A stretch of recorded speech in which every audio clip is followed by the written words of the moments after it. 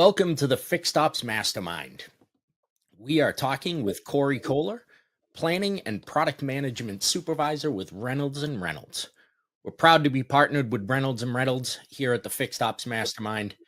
Today, we'll be taking an in-depth look into the innovation in business intelligence and the needed tried and true staples of the company.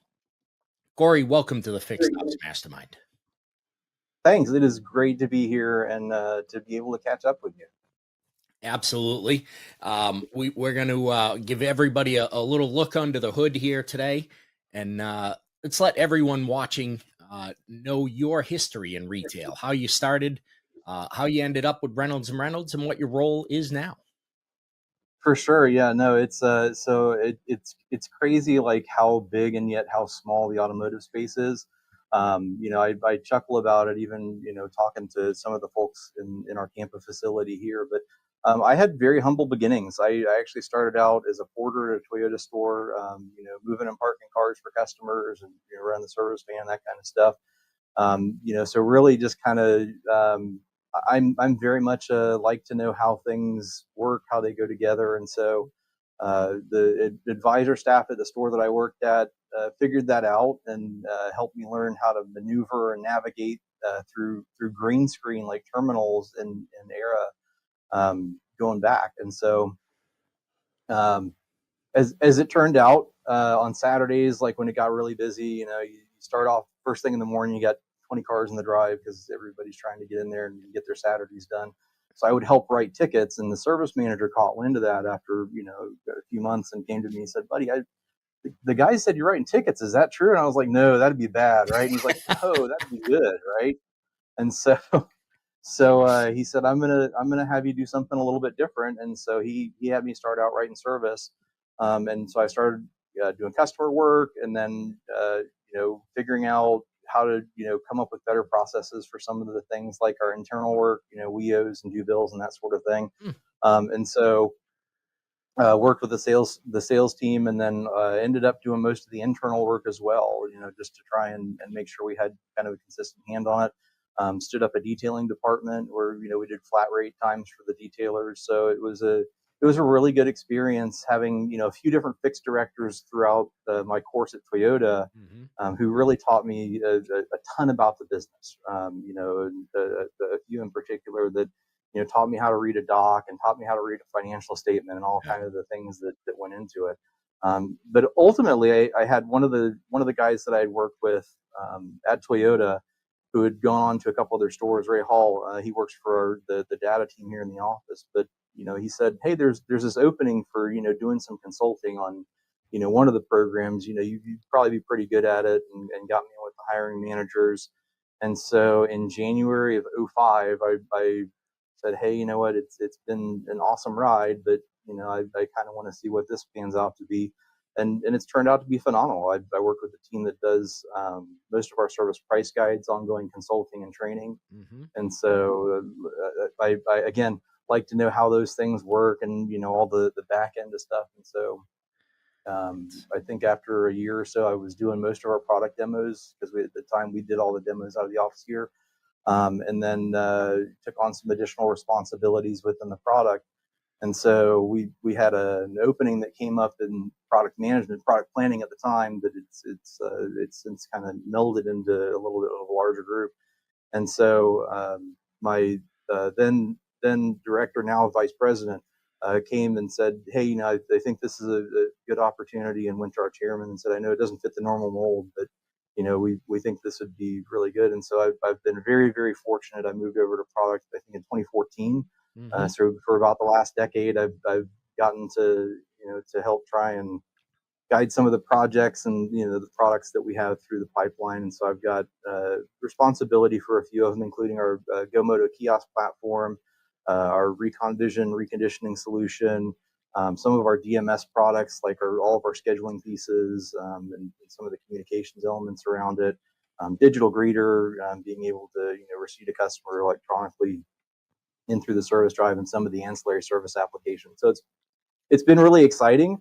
And then over the last couple of years, getting some leadership opportunities with taking on some folks onto the team to help spread that knowledge around as Hmm. well. So it's really been blessed. I've got a great team that I'm fortunate to be able to work with, both here in Tampa as well as Dayton, Houston, College Station, across our company. We have thousands of associates, and I get to work with a lot of them just because we're always looking for better ways to do a lot of those pieces.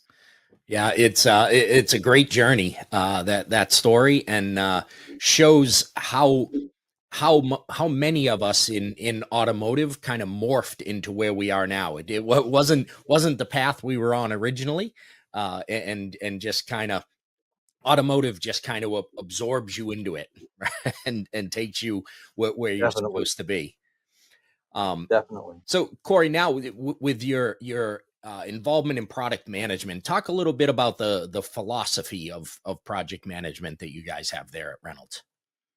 Right. So I'll hearken it even to some of the like core uh, project management and product management philosophies, but there's one that really sticks out, and that's the that nothing important happens in the office.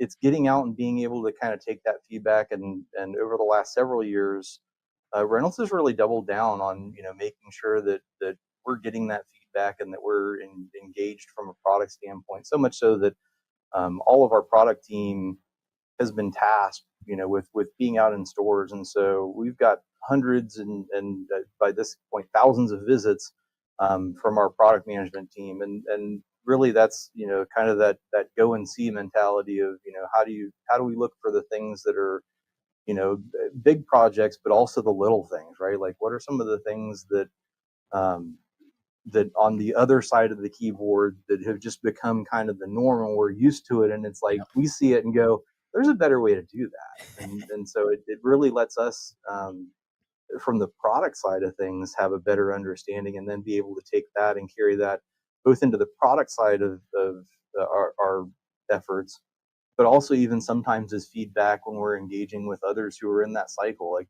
OEMs and partners and things through that nature. So those have been tremendously valuable. We've also been working through dealer summits, so product advisory summits, where again nothing important happens in the dealership. So Hmm. when we're trying to have some of those elements that kind of come together, it's really good to get folks who will provide valuable feedback together in a room with others, almost like a 20 group, right? Yeah. But instead of talking like metrics and where we should be on numbers, we're talking about like feeding sometimes off of others around. It would be really great if we could do this. And we've had some really tremendous projects that have come out of those processes, Hmm. fixed variable business, like across the product management group, our kind of blended planning and design teams. We're able to take that and work it into um, opportunities for projects and products even that help us be able to get in. And it's really kind of that core competency of being able to make sure that we're in the trenches and that we understand what the challenges are, from a day to day. Like that's one of our core tenets, is to understand, have a deep understanding of what the business needs are, and what we can do to positively impact all of the details for a store. Yeah, and that's super important, right? Because sometimes you were on the dealer side, I was on the dealer side for a very long time, and Right. sometimes there's that disconnect there between your partner and your dealership, and be, being out there, and as you say, nothing good happens in the office. Being in that service drive and understanding what the advisor is seeing and going, oh, that thing that we thought internally made it easier out here in the field actually makes it more difficult. And so we need to change that. We need to look at that differently. It's great that you guys are out there getting that feedback, and making those adjustments for the advisors and managers and sales managers that are in the field every day. Absolutely. Absolutely. And so, as a product manager, what are you seeing from fixed ops departments as their focus now? There's a number of things, and that's there's no shortage. I'll call it shiny things, right? And shiny things are cool, but you also have to be able to do really, really well with kind of the blocking and tackling. And that's, I think dealers really by and large have understood that. I mean, they're focused on a lot of the things that are going to impact the business, especially as you start to see, profit margins get skinnier on, the front end. Hmm. We got to figure out how to do better on the back end, and really with a lot of the tools that we've put together, from the suite of solutions, like that's really where, I think, especially on, on things like service price guides, right? Service price guides has existed since the, early to mid 90s. Was acquired by Reynolds in 1995. And it's kind of been this gradual progression, but it's tools like that that allow a dealer to kind of meet what that consumer's expectation is of calling the store. Right, you're the expert on this car. Yeah. You should be able to rattle off like all the things just like that. Well, there's a lot of complexity in today's cars, right? In 20 years ago, when everything took the same oil and the same spark plugs, and had the same timing belt and had all the, like, it was really easy. But fast forward to now, and there's 10 or 15 different transmission fluids and Right. 3 or 4 different coolants, and the breadth of things that are impacted by how the vehicle's equipped has continued to scale tremendously, requiring a lot more depth of knowledge. And so tools like service price guides, being able to pull together all the stuff that needs to be completed for most of your repairs within 5 to 10 seconds versus the 15 to 20 minutes of walking around to try and pull it together, makes it an invaluable tool to have at your disposal. um, Yeah, the other place. I was in a service director's office last week, and the advisor was on the phone. They put the phone down, and they called into the service director and said, How much is it for?" I think they were asking for an AC recharge on a type of car, and her response was, "You have SPG, use it. It will tell you everything you need to know."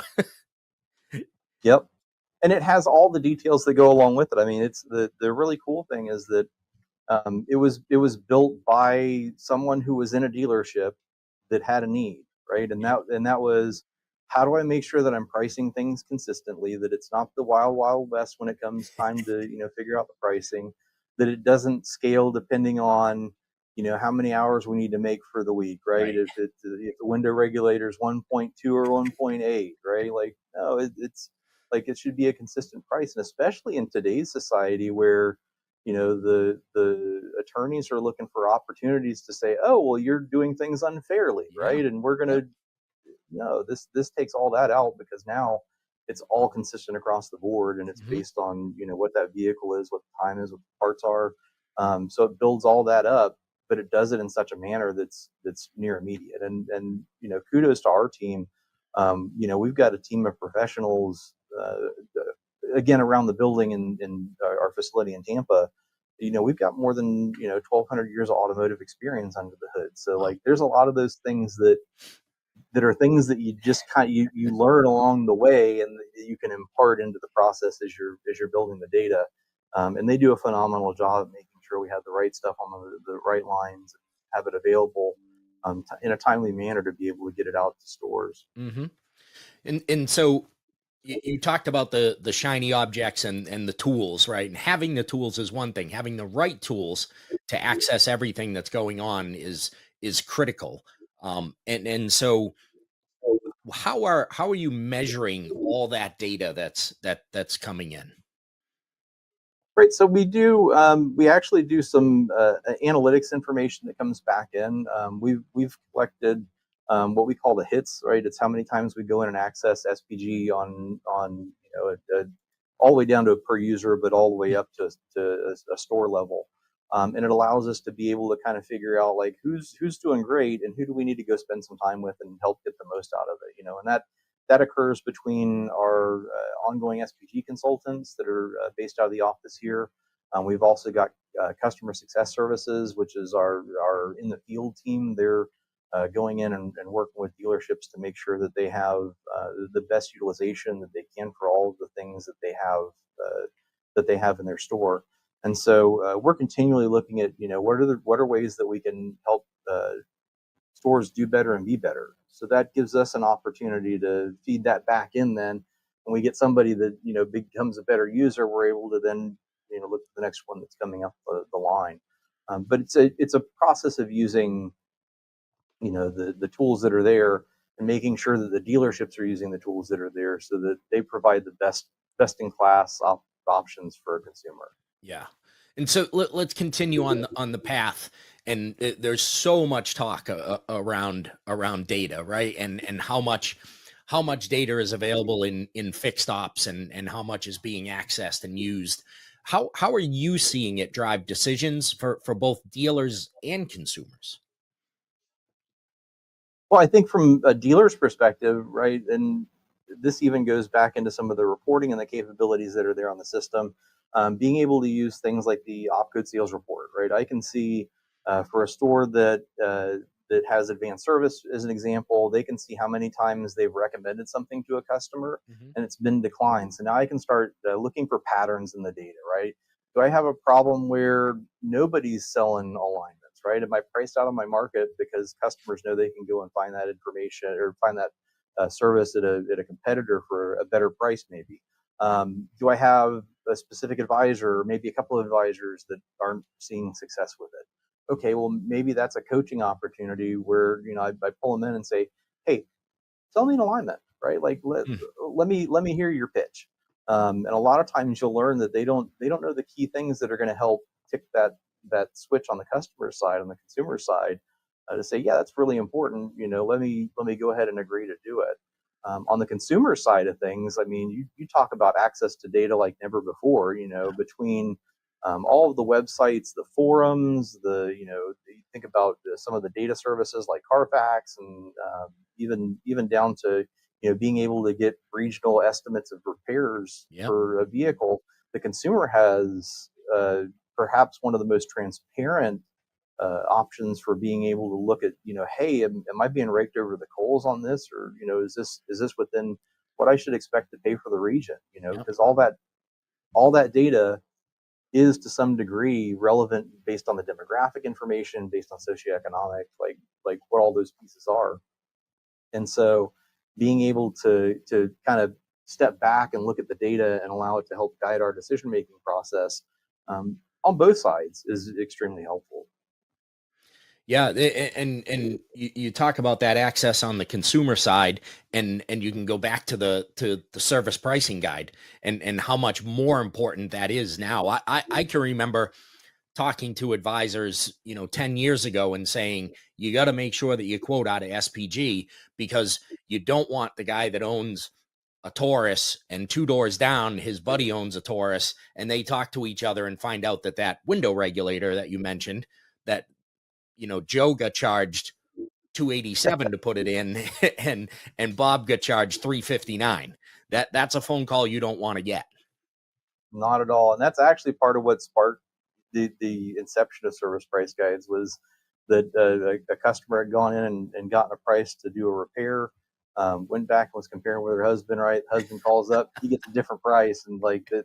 So the husband showed up at the dealership much less than pleased about some of those interactions. Yeah, and at that point, even if they get the repair done at your store, you lost, right? You've lost the trust. He got the repair done for the price that he wanted, but he's probably either never coming back, or every time he comes back, he's going to be skeptical about what you're He's charging. going to be questioning. Yeah, Yep, yeah, it's absolutely. it's super important, because there's access everywhere, right? There's telematics, OEM connectivity, um, integrations with companies like UVI, and parts integrations with you mentioned Recon Vision. There's data flowing everywhere, and there's information everywhere that consumers can access, but also the dealerships. Let's talk a little bit about how important it is, and how Reynolds helps cars become frontline ready. For sure. So within our reconditioning platform, Recon Vision, again, it was a solution that was built out of a need. Brad Schaefer was the fixed ops director for JM Lexus, which at the time was the largest Lexus dealer Yep. in the U.S. Um, he had a problem. They were selling 1,000 new Lexuses a month, which isn't a problem, but you have to figure out what to do with all those that you take in on trade as you're trying to get those back out and back ready for frontline. And it's very easy to lose cars. Sure is. We know that today, but you go back a decade and it was even worse. And so it was really the brainchild of Brad and his business partner to figure out, what's the better mousetrap. And what we found was that there were a lot of tools that were in the market that were focused on the front end, right? They were kind of driven by the front end Yep. activities. And Brad, being a fixed guy, said, well, it all happens on the fixed side of things, or closer to the fixed side of things. Right. And the reporting piece for sales is the byproduct. So that's really kind of where he started mapping out how Recon Vision was going to work. And so what it does is it takes a completely customizable workflow, so we can adapt it to whatever the dealer's processes are, understanding that dealers are all exactly the same. There's no two of them that are alike, right? In that regard, they're all very unique.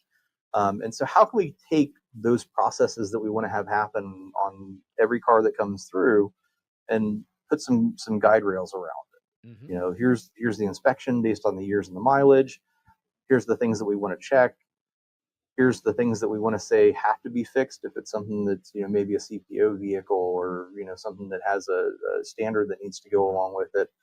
And so building in kind of those nuances into that process, and then being able to flow the vehicle through that workflow based on the things that get approved for it. So combining the inspection portion with the ability to tie it into services, then sending it for electronic approval, so that no matter where they're at, a used car manager or whoever the decision maker is on what we're going to do on the vehicle has visibility to what we found, and then the documentation of what was approved. Right, you can't expect what you don't inspect, and Recon Vision really is a phenomenal tool to be able to make sure that all of the pieces are adhered to based on the dealership's process, and that it helps shepherd that vehicle to the front line as fast as possible, right? Like, that's the goal, is to understand that there's cars that may take a little bit longer to get there for things that are outside of our control. If it's a stop sale recall, or Mm-hmm. we're beholden to another make to get the work completed,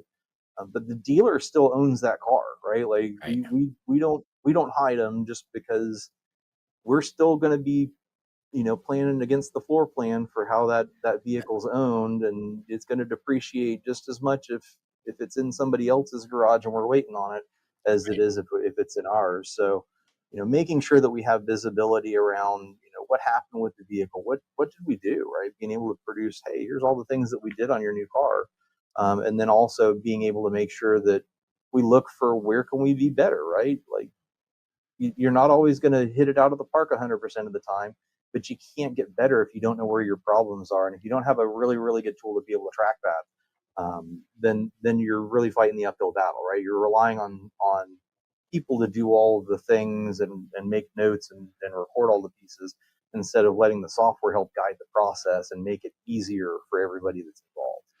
Yeah, absolutely. And it's, I wouldn't say it's never been more important to get cars frontline ready quickly, but over the past 5 or 6 years, we've seen some situations come up that drastically change the price of used cars very quickly.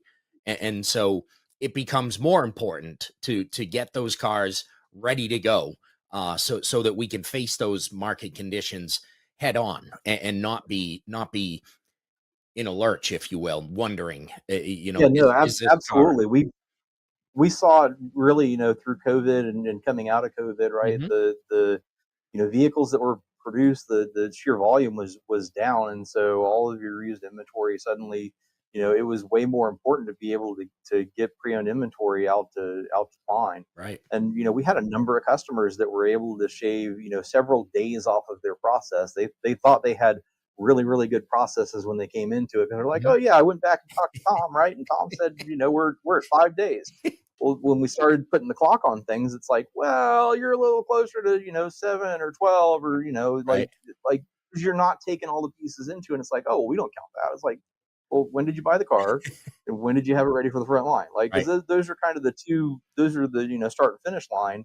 If you're running a race, you wouldn't start the race halfway through and then say, "Hey, I did it in 10 minutes," because that's not how it works. So, the beauty is that because we're able to take in again that data, right, of when did you buy the car, when did you acquire it? Okay, that's our starting point.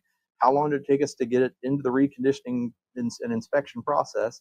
And then how long did it take us to get it out on the other side? We can track all those, very granularly, so I can see, do I have a department problem where it's consistently getting held up in a bottleneck, or do I have, is it the death by 1,000 paper cuts, and I need to figure out, how do I augment the process? Yeah, and that's a perfect segue into my next question. So how are dealers starting to rely on AI or digital helpers, mobile tools, um, to manage these processes a little better, right? Like that situation that you just mentioned there might be difficult for a human to come up with where the bottleneck is, but some of these AI tools that are coming out now are able to do that in seconds. Yeah, absolutely. And probably the biggest area we've seen it is in scheduling. Being able to quickly make appointments for a consumer is probably one of the more prevalent use cases that we've encountered. Yep. Um, Dealers and customers both have kind of been driving towards online scheduling much more over the last several years, Hmm. right? Just like we see everybody doing, more Amazon on their phones than they do on Right. desktop. Yep. We're seeing the same thing, just for a number of reasons. One is because it's in most stores. Again, going back to COVID and coming out of COVID, for a lot of stores, they had some attrition. People who were just like, yeah, not going to do it, right, or it made it harder to try and find people in the workforce. So what are the things that we can work smarter, not harder on? And so I think online schedulers and AI scheduling have both been tremendously helpful in helping offset some of the need, because the consumers, like most stores coming out, have had record months, right? Yeah. There's no shortage of people that are coming into the store that want to get things done. But being able to kind of manage, like, what are the things that are important? Are there some things that are self-service where I can go in and set it up myself? Or there's some things that are, AI driven, where I can take tools like Appointment AI and, call into the dealer and either completely offload, some of those basic oil change and scheduled maintenance services, Hmm. and then have that either completely take over some of those, or even if I backstop it, because you've probably been in just as many stores as I have, where you're out talking to advisors or service managers, and the phones are ringing. There's just not always somebody picking them up. Yeah, Those are all customers that want to do business with you. Like, we should, sure is. whether we're giving them an option to have, conversational AI with tools like Appointment AI, Hmm. or whether it's being able to free up some time on the other side of the process by utilizing communications tools to, text and interact with customers who have vehicles in, whether that's, being able to have chat or voice chat with, an AI tool to be able to set up an appointment, because I can Yep. do it in like sub 2 minutes, right? Like, even I can do that, whether I'm driving to work, or Hmm. I'm engaged in other areas. I can do that really quick and be able to do it, and then being able to tie in a lot of those other data streams too, around things that we know, right? You talked about telematics a little bit earlier, Yeah. right? The car knows when it needs service now, Right. and the OEMs are starting to feed those kinds of things up. So putting those into tools like Lane View, so that it's on somebody's agenda now to call and say, "Hey, Dave, it looks like you're due for your service. We wanted to see if we could offer you time to get in and get that scheduled," right? Right. And then even tying it back into the tools on the drive you mentioned, like UVI and Hunter and Traction, and there's a lot of companies that are helping to augment the process, Yep. where we don't have to have people involved in all of them, Right. right? Because anytime you have somebody that's in it, now you have to kind of measure and manage it, and a lot of these tools allow those things to kind of happen autonomously, so that we get the data and the information as the byproduct, but it just kind of happens. And then even, further down the line of, being able to have task assistance, right? Being able to have the AI and the digital helpers, things like Relo. We're launching Relo, which is our parts robot, Yeah. to do parts logistics and delivery within the store, Hmm. so that I don't have to necessarily have parts runners or somebody that's back and forth. They can help pull more parts if they're able to focus on those tasks, where the delivery piece is kind of the low lift. And so we're seeing really good results with that as well. And then even into things like, how do we build better integrations, right? The perfect one would be Recon Vision and Era. When we first acquired then Recon Track, one of the first things that we did was look for opportunities of where we could help with the scale of all the things that have to happen to get jobs onto the repair order. Yeah. And so with that, it allows us to, when things are approved, they automatically get added to the ticket. That way, it can be reconciled on the service side of things. We built out some parts functionality, but it was more so to be able to get more granular on the part numbers and the prices, so that we didn't have to like keep a notepad of all the things that we did. We'll be launching soon some integration that allows us to now add the parts information from like a pick list from the electronic parts catalog, and then send that over to the DMS electronically to see if we get pricing and availability back, if it's available on the local information, uh, so that we're not having to like do the dual entry that sometimes happens in that Yeah. process. And then how do we make it more seamless, so that when used car manager says, "Yep, we want to do all the stuff," we add those jobs over to the ticket and now send that over to the parts department. So all they have to do is, yep, roll it over to the ticket, right? So eliminating dual entry and a bunch of the extra effort that has to happen.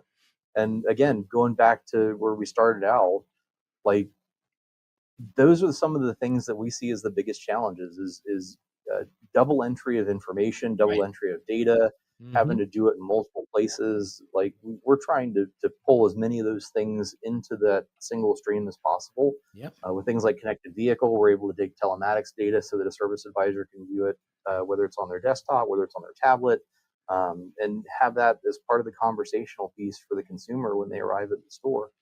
How do we use mobility with things like our service flex technician for mobile multi-point inspection? Like, I can go in on my phone and grab, all the things that need to be done Yeah. without having to go back to the desktop and, type it all in and take pictures through ServiceNav 2.0. Right? We've got a tremendous opportunity that goes along with that. And then, we're also going to be rolling out a product called Parts Flex Logistics, that is really geared around being able to kind of the Amazon-esque experience for parts delivery, right? Like, Hmm. how do we match that consumer expectation to say, hey, it's on a truck, and for us to know when it comes off the truck, Yeah. for the consumer to know when it's roughly going to be off the truck, like all of those elements, whether it's to the consumer or even business to business for wholesale, but being able to have better insights and better control over all those pieces of it. So using digital tools and AI and mobility to help scale, right? Like, those are a lot of the things that we're laser focused on as an organization. Yeah.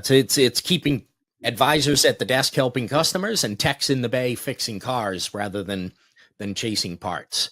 Um, Corey, we've covered a lot of ground here, from you moving cars as a porter to now robots in the the service lane. So we're coming in for the big finish here. And what's coming next? What does the future hold? We used to talk 5 and 10 years in the future, and now we're working on 18-month timelines that include radical changes. So what do you see coming? Yeah, I would love to say flying cars, but I don't think we're there yet. Even though the DeLorean supposedly already took flight, if you go by the Back to the Future timeline. But honestly, I think it's going to be this continued, digitization, right? Like, Hmm. I firmly believe that you're going to see less and less paper around service and parts. Yep. We're already seeing it in a lot of stores that have adopted kind of that paperless process, and it's one of the things that we look at as an opportunity for the store, because with paper comes, how do you store it, how do you manage it? Hmm. It's records and retention, all those things. So I think that's probably one of the keys, is like digitization of processes and better processes. Like, how do we put guide rails and guardrails around all those things that we want to make sure happen. And that's probably one of the biggest opportunities that we see is like how can we make things work together seamlessly so that there's not opportunities for things to get lost or missed. But B, how do we ramp up and empower users earlier on, right? Like we want to make things so that they're easier to move out of the gate, that there's not as much setup that has to be done, Hmm. where we're doing more with adhering the software to the process, and letting that kind of guide it.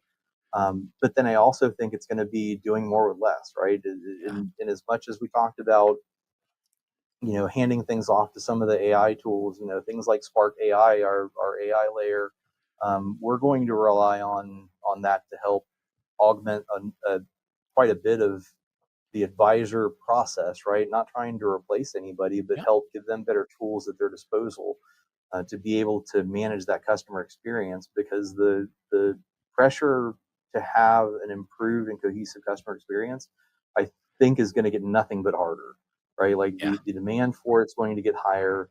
The Hmm. OEMs are intently focused on it, and I know of several of them that are looking at different key performance indicators that they can help either provide some insight to or some oversight to. Right. So I think those are probably going to be the areas that the customers have a ton of places that they can go to. I can remember doing AtCon training with Mike Blanchard down for Southeast Toyota, and one of the things at that time, right, and we're talking 20 years ago, is that the average customer is going to pass 15 to 20 places that they Right. could do business with to do a lot of the same business to come to your store. Yep.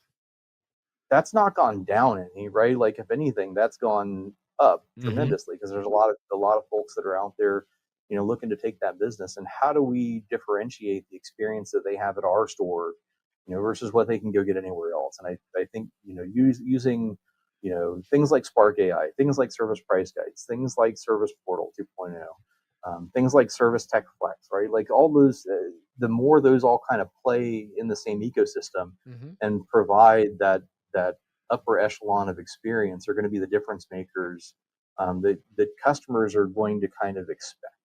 And being able to provide that experience that they expect will be, the things that help drive profitability. I love it. We've been talking with Corey Kohler, Planning and Product Management Supervisor with Reynolds and Reynolds. Corey, thanks for spending some time with us here today on the Fixed Ops Mastermind. Any final thoughts for everybody? No, I appreciate the opportunity to kind of weigh in. It is fun to be able to spend time talking about the art of the possible. We've got a lot of things that we do, right? So even I didn't even scratch the surface on a number of things that we have. But if you haven't taken a look, be sure to reach out. Like we've got a tremendous team that's here, that's prepared to show you all the things that we can do, all the different places where we can have positive impacts, whether it's cutting down check-in times with GoMoto, whether it's clear and clean communications via email and text, Hmm. all the way down to appointment AI, right? For being able to do appointment setting, even if you don't have necessarily the space or the budget for a full scale BDC, or to outsource all the pieces of it. We've got some tremendous tools to be able to put at your disposal, and we really are appreciative of the opportunity to spend some time, talk a little bit about some of the things that are under the hood, some of the things that we're looking at from a solution and process flow, um, and just to be able to kind of chat. It's been fun. I appreciate it. It's been great. And everybody, we will see you next time on the Fixed Ops Mastermind.